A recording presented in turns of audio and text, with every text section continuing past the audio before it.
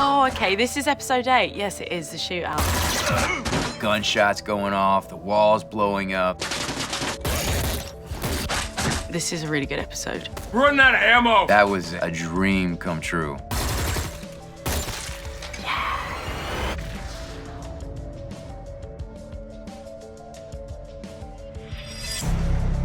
Naomi? It's interesting when you're shooting with green screen. You know, there's obvious challenges to it. You know, in this episode, there's a liberation with green screen because all you have to rely on is your imagination. We're going in for a closer look. So whatever you need to take from it, you can build in your mind. I didn't know what it was going to look like at the end of the day, Have you ever seen anything like this before? Nothing even close. but I took how it affects Holden and affects the people around him and what it means in the kind of greater scheme of things and tried to visualize it in my head while we were shooting. The way it turned out was absolutely gorgeous and terrifying and mysterious and freaky, and what they ended up coming up with was better than what I was imagining, so it was cool. Cut out the computer cores, it's time to leave. There is a victory in the destruction of the Anubis Anybody object to us turning that ship into scrap? Do it. Torpedoes armed and ready. and the justice of taking out what was responsible for the Cant being destroyed. Fire.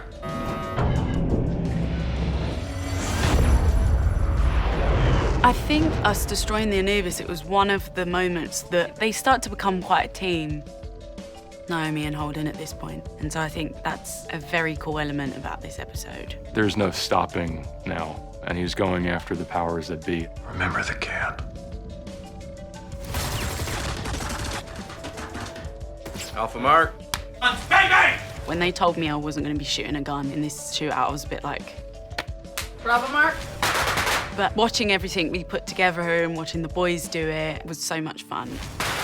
We had a lot of time to kind of mess about before the takes because it wasn't dialogue heavy, so that was nice as a cast to just chill.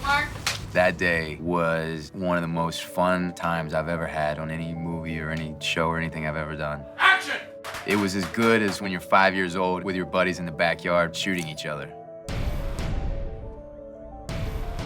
Getting Holden and Miller together is really the intersection of these two storylines, and it was very, very important that it was done right. James Holden. Should just follow you around, don't it, kid? It's a funny moment. Holden has traveled through the system now, and every time he steps on a ship, it blows up. You know, there's all this crap following him around. You a cop? Not anymore. Miller has really been watching this guy from a few million miles away, going, you know, shaking his head and going, what an idiot. Thanks for the assist.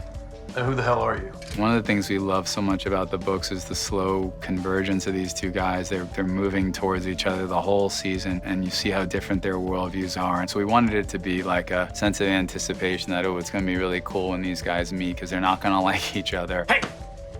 We need to talk. It was fantastic working with Thomas Jane. Thomas Jane is an incredible actor. He's an amazing guy. You know that rhymes? Take one. You know that rhymes? I'm going up to 404. Any second, there's gonna be another group of bodies coming through that door. Try and stop me again, there's gonna be another body on the floor. And just so game to play around with the scene, and he's an amazing guy to work with. Who the hell are you? And what are you doing here? They're not gonna get along, but they're gonna work really great together. Julie? Who the hell's Julie?